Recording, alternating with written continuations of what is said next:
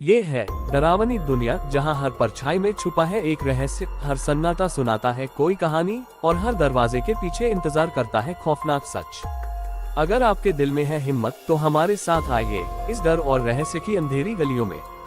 डरावनी दुनिया, डर से सामना करने के लिए तैयार रहिए। डरावनी कहानी, खूनी हवेली का राज। शहर से दूर घने जंगलों के बीच एक पुरानी हवेली खड़ी थी। लोग उसे खूनी हवेली कहते थे। बरसों पहले उस हवेली में एक जमींदार रहता था, जिसके बारे में कहा जाता था कि वह अपने नौकरों और गांव वालों पर अत्याचार करता था।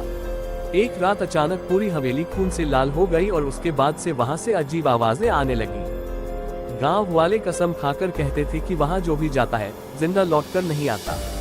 हवेली की खिड़कियों से रात में परछाइयां झांकती, दीवारों से कराहने की आवाजें आती और कभी कभी किसी औरत की चीख सुनाई देती।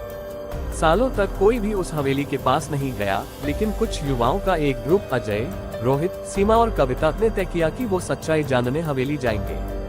हवेली का अंधेरा।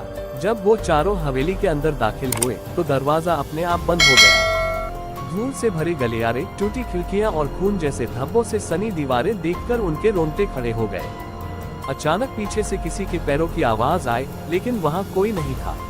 सीमा ने फुसफुसा कर कहा, मुझे लग रहा है हमसे कोई खेल रहा है। तभी दीवार पर टंगी पुरानी तस्वीर हिलने लगी और उसमें से खून टपकने लगा। हवेली का रहस्य खुलता है। अजय ने साहस करके हवेली के तहखाने का दरवाजा खोला। अंदर अंधेरा था और बदबू से सांस लेना मुश्किल हो रहा था। वहां उन्हें हड्डियों का ढेर और जंजीरों में बंधी हुई लाशें मिली। ऐसा लग रहा था कि जमींदार ने लोगों को कैद करके वहीं मार डाला था। अचानक तहखाने की दीवार से खून बहने लगा और एक परछाई प्रकट हुई।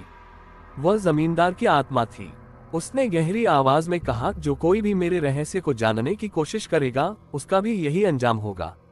मौत की चीख। रोहित भागने लगा, लेकिन उसके पैरों को अदृश्य हाथों ने पकड़ लिया और उसे अंधेरे में खींच लिया। उसकी चीख हवेली में गूंज उठी।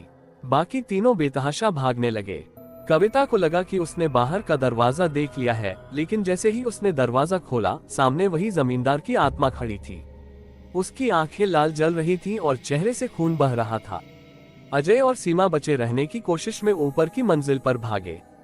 वहां उन्हें एक कमरा मिला जिसमें दीवार पर खून से लिखा था, ये हवेली हमेशा खून मांगती है। अचानक कमरे की सारी मोमबत्तियां अपने आप जल उठी और बीच में जमींदार की खून से सनी तलवार रखी थी। अंतिम अंजाम। सीमा ने डर के मारे तलवार उठाए और जोर से जमीन पर मार दी। पूरा हवेली हिलने लगी, दरवाजे बंद हो गए और जमींदार की आत्मा चीखने लगी। उसी क्षण सीमा की आंखें बदल गईं और उसके शरीर में जमींदार की आत्मा समा गई। अजय ये देखकर चीख पड़ा। उसने भागने की कोशिश की, लेकिन हवेली के दरवाजे फिर से बंद हो गए। आखिरी बार उसकी चीख बाहर जंगल में सुनाई दी और फिर सब कुछ शांत हो गया। आज भी गांव वाले कहते हैं कि हवेली के भीतर कभी कभी किसी औरत की हंसी और किसी मर्द की चीख एक साथ सुनाई देती है।